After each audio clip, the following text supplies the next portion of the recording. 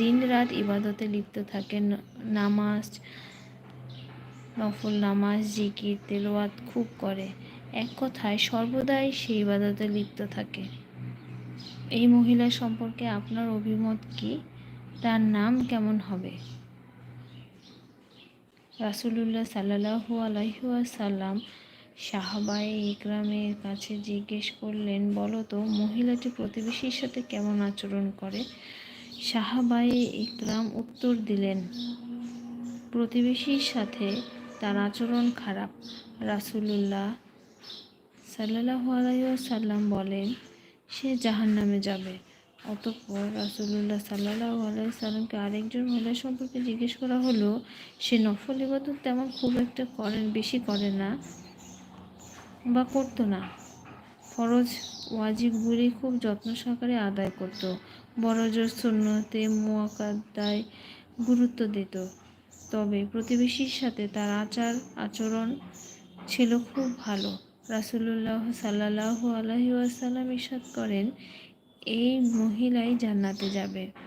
তাহলে আমরা এই গল্পের মোরাল ছিল বা শিক্ষাগত এটাই ছিল যে আমাদের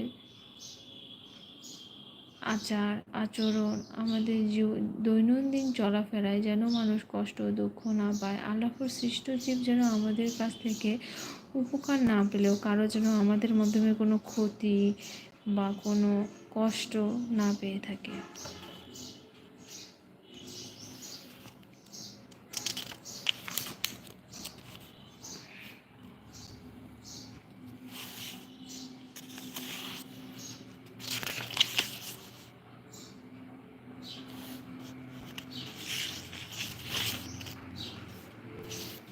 আমরা যারা চাকরি করি তাদের জন্য এই বিষয়টি খুবই আরেকটি বিষয় গুরুত্বপূর্ণ হলো, লোকে বলে আল্লাহ তাআলার শুকর আমি হালাল খাই, আল্লাহ তাআলার শুকর আমি সুদ খাই না, আল্লাহ তাআলার শুকর আমি জুয়া খেলি না, আল্লাহ তাআলার শুকর আমি মদ্য ব্যবসা থেকে টাকা উপার্জন করি না। কিন্তু একটু ভেবে দেখো, যদি তুমি চাকরিজীবী হয়ে থাকো তবে তোমার চাকরির পুরোটা সময় ব্যয় করছো কি নাকি ফাঁকিবাজি করছো?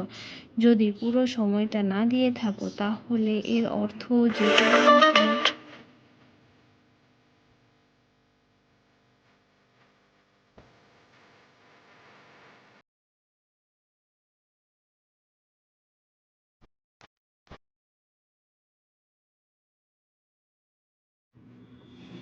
যদি পুরোটা সময় না দিয়ে থাকো তাহলে এর অর্থ হলো যে পরিমাণ সময় তুমি বিক্রি করেছো সেখান থেকে সে পরিমাণ সময় তুমি ফাঁকি দিয়েছো। ওই পরিমাণ সময়ের বিনিময়ে তুমি যে বেতন গ্রহণ করছো সে বেতন হয়ে গেল হারাম। বেতন যখন গ্রহণ করছো সেই বেতন হারাম হয়ে গেল। বেতন যখন হারাম হলো, সুতরাং তা দ্বারা যে খাদ্য তুমি কিনেছো তা হারাম হয়ে গেল। যে ইফতারির মশলা তুমি ক্রয় করেছো তাও হারাম হয়ে গেল। সুতরাং এটাও হারামখোরের অন্তর্ভুক্ত।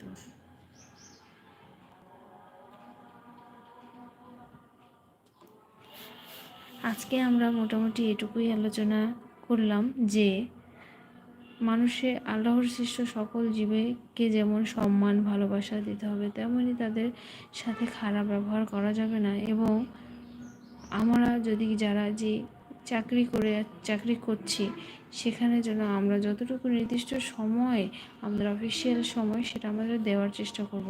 সেখানে যতটুকু সময় আমরা ফাঁকিবাজি করব সেইটুকু অর্থ আমাদের হারাম হয়ে যাবে। আমরা যদি হিসাব করি আমাদের 30,000 টাকা যদি আমাদের মাসিক স্যালারি হয়, তাহলে আমাদের 24 দিনে যদি আমাদের অফিস করতে হয় তাহলে 24 দিয়ে 30,000কে ভাগ করলে পার ডে যে ইনকাম আসে সেটা আমরা সেই দিনের দৈনিক অফিসিয়াল টাইম যদি কারো 6 ঘন্টা কারো 9 ঘন্টা থাকে সেটা দিয়ে ভাগ করলে আমাদের পার আওয়ার চলে আসবে। এবং সেই অনুযায়ী হিসাব করলে দেখা যায় যে যতটুকু সময় আমরা ফাঁকি দিয়েছি ততটুকু সময়ের অর্থ আমাদের জন্য কি হারাম হয়ে যাবে। আশা করি আপনারা সবাই আমার এই আলোচনা থেকে উপকৃত হবেন এবং অন্যকে সবাই জানানোর সুযোগ করে দেবেন। আল্লাহ হাফেজ।